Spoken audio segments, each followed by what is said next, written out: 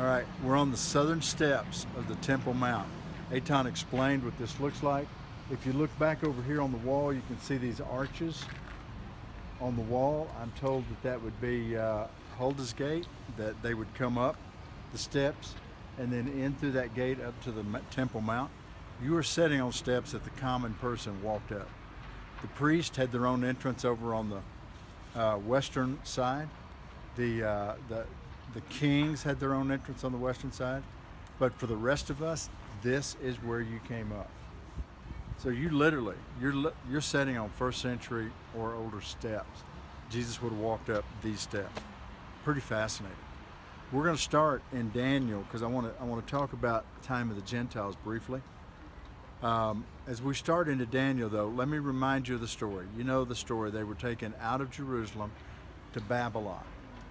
3 young boys, or 4, Daniel and his buddies, Shadrach, Meshach, and Abednego. You know, in Daniel chapter 2, the king has a dream, sees this monstrous statue.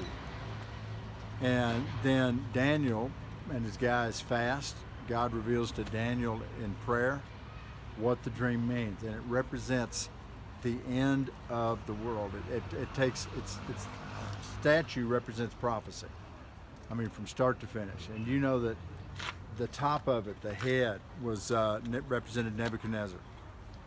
And then under that, we have, it just kind of works out. The Assyrians are not in that because it starts in Nebuchadnezzar. Let's take a real quick look at it in Daniel 2 before I jump into 9, just to refresh our mind. Actually, I'm going to jump to the end of Daniel. If you've got a inductive study Bible, you've got a statue at the very end of Daniel. Page 1432 in the authorized version. All right, you got a statue, kind of walks you through it. The top, Babylon. Who took over after Babylon? Medes and the Persians. That's the second major empire. Who took over from the Persians? The Greeks. When I taught this in Greece one year, and I was talking about the goat that represented Greece that come flying over and struck the Persian Empire, my guide just looked shocked. And I said, Christiana, what's wrong? She said, didn't even know the rest of the story. She said, the goat represents the Greeks. She said, it's always represented the Greek Empire. And I said, well, let me tell you the rest of this chapter. He goes over and destroys the Persians. She said, they did that. I said, yeah, but let me tell you the rest. And we just went right on through and shared the gospel. The Greeks, and then Rome, the iron. And then there's this gap at the bottom of the statue. And some unknown time period between the Roman iron kingdom and then this clay iron mix that becomes the feet. And at the end, a stone made without hands, obviously representing God, destroys the statue and consumes the whole earth. Boom, chapter 2. Chapter 9, Daniel is talking. This kind of sets up 9. So jump back to chapter 9. Gabriel shows up and is talking to Daniel about the end time. Daniel had been fasting and praying. He knew that Jeremiah's 70 years was up, and he was fasting and praying for his countrymen and for his country to go back. There's no record that Daniel ever made it back, but he's fasting and praying, and in that, Gabriel comes back and says, let me tell you something. This is what I want you to know, starting in verse 24. 70 weeks have been decreed for your people and for your holy city. Now look what's going to happen in 70 weeks.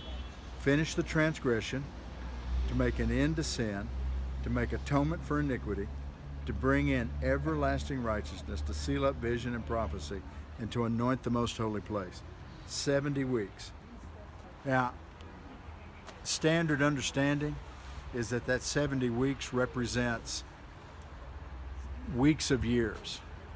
Now, this didn't happen in 70 weeks. As a matter of fact, you look around you today, it hadn't happened yet. There's still problems and sin and turmoil and misery in this world. It's not finished, whatever it was. But the idea is that each day of the week represented a year. So he's talking about 490 years total. But remember, he's already proven that he doesn't mind having a gap in Daniel chapter 2. So 490 years, but there could be a gap. Verse 25, so you are to know and discern that from the issuing of a decree to restore and rebuild Jerusalem until Messiah the Prince, there will be 7 weeks and 62 weeks. How many is that? 69. How many are we talking about in the overall prophecy? 70. So how many are you missing? 1 week or 7 years. Missing 7 years. So let's keep going. So you are to know and discern from the issuing of the decree to rebuild Jerusalem until Messiah the Prince. There will be 7 weeks and 62 weeks, and it will be built again with plaza and moat, even in times of distress. Then, after the 62 weeks, so 7 weeks, and then something happens, and then there's 62 weeks, and after that second period, the 62 weeks, the Messiah will be cut off and have nothing, and the people of the Prince who is to come will destroy the city and the sanctuary. Who is going to destroy the city and the sanctuary? Who? The people of the Prince that is to come. Now it doesn't say the Prince is going to do it. The people of the Prince who is to come are going to destroy it. Messiah will be cut off, have nothing. The people of the Prince who is to come will destroy the city and the sanctuary, and its end will come with a flood. Even to the end there will be war. Desolations are determined. And he will make a covenant with the many for 1 week. We were missing a week. Who is the he that's going to make a covenant with many in verse 27? The Prince. Now, he's going to make a covenant with many for how many weeks? 1 week, that's 7 years. In the middle of the week, how long would that be? 3.5 years. He will put a stop to the sacrifice, the grain offering, and on the wing of abominations will come one who makes desolate, even until a complete destruction, one that is decreed, is poured out on the one who makes desolate. So in verse 26, after 62 weeks, Messiah will be cut off. Isn't that what it says? And then what else does it say? What happens to the city after Messiah is cut off? Verse 26, totally destroyed, right? Destroy the city and the sanctuary. What happens in 27? That's weird. Suddenly we have a sanctuary. We have a temple. And he makes a covenant and says, hey, why don't you guys have offerings and sacrifices in verse 27? So what does that tell you? There's something happening. There's a gap there somewhere. Because in verse 26, the place is destroyed. Verse 27, we have a temple. Because they're offering sacrifices. And where would the Jewish people offer sacrifices? Only at the temple. So that's a big overview. 70 weeks have been decreed. Within 70 weeks, 490 years, these things are going to happen. Finished transgression. Is transgression still happening? Yet Sunday morning in Texas, I'm just so heavy. 26 people yesterday were shot down in front of their church. Half the congregation in this small town, ranging from age 5 to 72.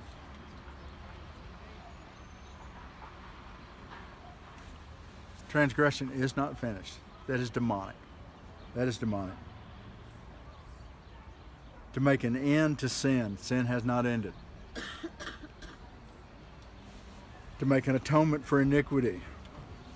I could argue that Christ made an atonement for iniquity to bring back everlasting righteousness. To seal up vision and prophecy. Vision and prophecy, is it over? Done? Finished? Sealed up yet? No, because when you read the prophets, we find there's still a lot of stuff that's not happened. So somewhere in here, but let's just keep going. Verse 25, 7 weeks and 62 weeks. Was Jerusalem rebuilt? Was there a decree issued to rebuild Jerusalem? Yeah. There was. Was Jerusalem rebuilt? Yes, it was. So then later, what happens after that? 7 weeks and 62 weeks, it will be rebuilt, and then what happens? Messiah is cut off, verse 26, and when Messiah is cut off, the place is destroyed, right? That's where the gap happens. When Messiah is cut off, there's suddenly this emptiness, and we don't have anything to verse 27. We don't know what's going on. Now, guys that are better scholars than I would say that there's about 3 dates for the Jerusalem being, the decree being issued to rebuild Jerusalem. A lot of guys would take the decree to Jeremiah. There are some others to rebuild.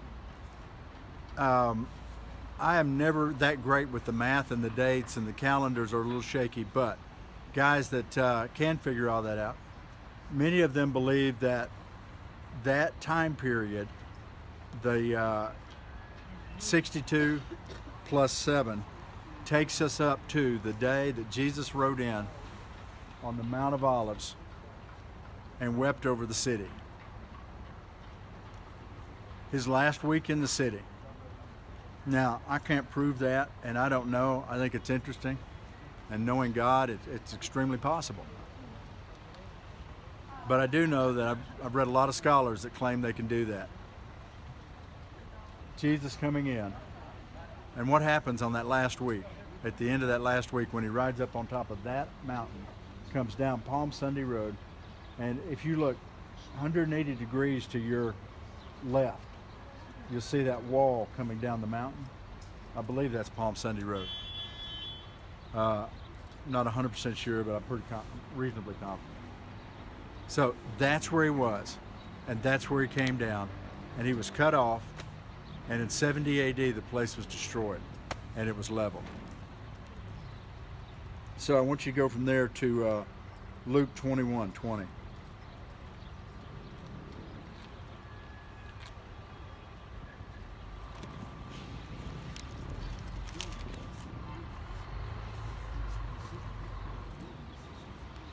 Now I want you to hold 21:20, and I want you to jump back to Luke 19:41, because we're going to go from 19:41 straight to 21:20. Luke 19:41. We talked about it a little bit ago. He went into Jericho, down the hill on the other side. He healed the blind man. At the beginning of Luke 19, it's Zacchaeus in the sycamore tree. You saw the sycamore tree. There's no way that is the sycamore tree. 2,000-year-old sycamore tree? Really? No, I ain't buying it. But, you know, I'm not in charge of those things. I would be shocked if it was really 700 years old, like some say. But he came up, and when he got to the top, Luke 19:41, when he approached Jerusalem, he saw the city, and he wept over it. Only 2 times in the New Testament does it record that Jesus wept. Lazarus' tomb and here.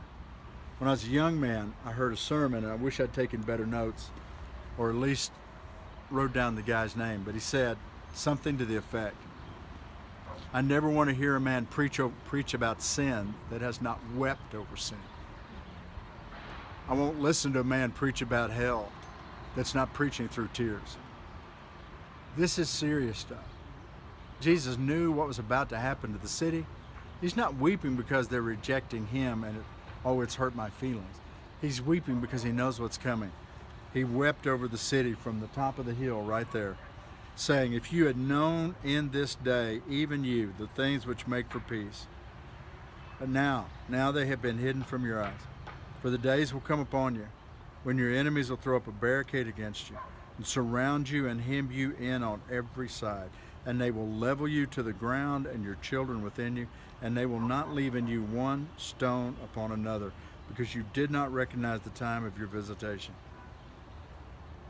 And then Jesus came down Palm Sunday Road, across the valley, and entered the temple, verse 45, through these gates, and began to drive out those who were selling, saying to them, "It is written, my house shall be a house of prayer, but you have made it a robber's den." Now let's stop right there. From there, down the valley, up, over, through one of the mikvahs, one of the ritual baths, in the gate, and he began driving out the money changers, the businessmen doing business in the temple area. He wept over the fate of the city. He wept over the sin because he knew what was about to happen. He said, not one stone will be left on top of another. They will put up a siege ramp around you, and they will totally, absolutely destroy this place. And later when we leave, and I didn't hear everything Eitan said, but we will go by a little, he told you about the street when we were in that little covered area, about the street on this side of the wall that goes back first century. Unless they have cleaned it up since last time I was here, you will see the stones that they pushed down from the upper wall, and they were laying in the street they've been laying there 2,000 years. Covered with dirt and dust. Nobody knew they were there. They were in the photographs that you saw in that other place, but they're just so deep, nobody knew. Literally, everything that he said came true. They leveled the top of this. They just pushed those stones into the street, and they cleaned house. All right, skip back ahead. 21:20. But when you see Jerusalem, he's talking to his disciples. This is before his crucifixion. But when you see Jerusalem surrounded by armies, then recognize that her desolation is near. Then those who are in Judea must flee to the mountains, and those who are in the midst of the city must leave, and those who are in the country must not enter the city, because these are the days of vengeance, so that the things which are written will be fulfilled. Woe to those who are pregnant and to those who are nursing babies in those days, for there will be great distress on the land and a wrath to this people, and they will fall by the edge of the sword and will be led captive to all the nations, and Jerusalem will be trampled underfoot by the Gentiles. How long? Until the times of the Gentiles are fulfilled. When you see this place surrounded by armies, so if you're in the city, get out and run. If you're in the hills, don't come into the city. Run. Now, one of the great separation points for Christianity was right here in this verse. You got to be asking yourself, if they lay a siege up here against this city and I'm in the city, how do I get out of the city? I'm trapped. I'm stuck. What do you want me to do? They put up a siege around here. The Romans have surrounded the place. How do I get out? 70 AD, the place was destroyed. Year before that, the Romans came in with a small group from Syria, surrounded the city, but the Jewish zealots, there were multiple groups fighting. The zealots attacked the supply line and so destroyed the supply line that the Roman army became concerned about being able to supply their troops. They broke the siege, they backed up, went north to destroy the zealots. When they did, the Roman general became ill and died, and it was right at another year before anybody could get back in here to put a siege up. You know what the Christians did in that year? They fled the city. Many circles, they would tell you that the Jewish people never forgave them. The radicals that lived here knew all the Christians are fleeing. They crossed the Jordan. They went up to one of the cities of the Decapolis. They fled the city because they remembered Jesus said, literally, you see this, go. And they went. And then the radical Jewish group stayed, and the place was utterly, totally, completely destroyed, just exactly like he said it would be. And it will remain trampled under the foot by the Gentiles until when? Until the time of the Gentiles is complete. Now, 67, before 67, this was all Jordanian. The Jordanian army was using the Jewish cemetery over here as latrines. They would peel up the tombstones, and they literally I've seen the photographs. They literally would use the Jewish tombs as a latrine to desecrate the Jewish tomb. Thousands. Some of these tombs go back to David and Solomon's day. That's how old this cemetery is. They don't even know how many graves are up there. Nobody does. This is all Jordanian. 67, the Jordanians realized they had lost, and they booked. They ran, they fled, they dropped their guns literally where they were, and they ran for Jordan as fast as they could. Some of the kings you read about with the Babylonians coming in, they ran out through the valleys to try to get away. That's what the soldiers were doing. They were heading down Wadi Kelt, trying to make it to Jericho and out. When they did, the Israelis came in. They realized we have it, and then suddenly there was a division. Some of them wanted to destroy Al-Aqsa Mosque, which is this right here behind you. Some wanted to destroy the Dome of the Rock, take it over, clean it up, and right now we will make it Israeli. But Moshe Dayan, the one-eyed warrior, said no. Nope, we're not going to do that. We've got the time to do it. But he felt like it was great disrespect, and they're not going to do it. We are going to wait. And he left the Dome of the Rock and Al-Aqsa Mosque under the control of the local Islamic imams. Now, some of you sitting here right now would go, that was a lousy decision. I would probably agree, except what I just read. It was of God. He said it's too soon, it's not time. It will remain trampled underfoot by the Gentiles. Until when? Until he's ready. Until the time of the Gentiles is complete. Where are you living? You're living in that gap from Daniel 2 between the Roman Empire, iron, legs of iron, and that next group, the feet of iron and clay mixed. You're living in, right now, a 2,000-year gap, the time of the Gentiles. The book is Jewish. The beginning is Jewish, the end is Jewish. It's one of the reasons I don't believe we'll be here for that final week. The final week is Jewish. Who's he talking to? Daniel, about Daniel's holy city. Who is that? That's Daniel the Jew, about the holy city of the Jews.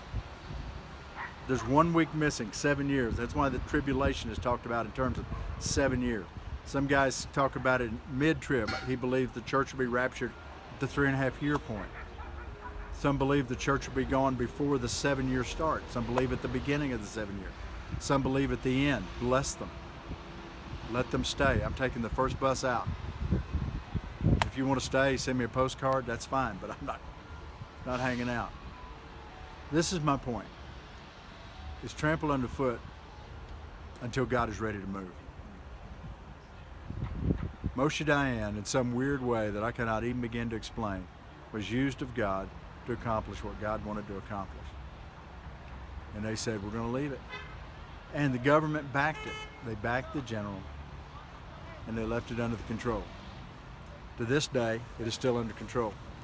First time I came up, we could go into the Al-Aqsa Mosque. One of our college students one day went in, showed great disrespect, and she went running in from the bright sunlight on top into the dark recesses of the mosque at a full dead sprint. It was prayer time. The men were all on their little prayer cloths in there, and they were kneeling. When she got in that dead sprint into the darkness, suddenly realized there were men kneeling in front of her, and she did a series of ballerina leaps over the praying Muslims. Yes, that's exactly what I thought when I heard, because she couldn't stop quick enough.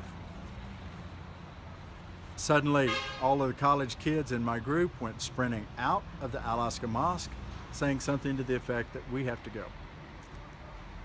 And then when I heard the screaming from in the mosque, I thought it's probably a good idea. It's lunchtime, we should leave now. We should get off the... Since then, we've never been allowed in. I don't know the two are related, but I'm telling you, do not show great disrespect. It's just not appropriate. We can't go in any of the buildings now. We can't go in Al-Aqsa Mosque. You cannot enter the Dome of the Rock. If we were allowed to get up there somehow, all you would see would be the flat part. I mean, we just walk around. I still don't know that we'll get up there. But this is my point. We've got a 7-year period missing. At the end of the time of the Gentiles, when the time of the Gentiles is over, and I think the church will be raptured, then the clock starts ticking for 7 years. And that's here. Jesus on top of that mountain began to weep for what was going to happen to Jerusalem. He wept over their sin. And he came down weeping, crying. Then he said, the time of the Gentiles. And what do I think about the time of the Gentiles? I think that I am thrilled that I'm in.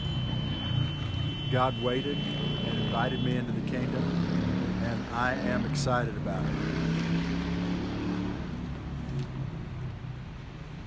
How long is the time of the Gentiles?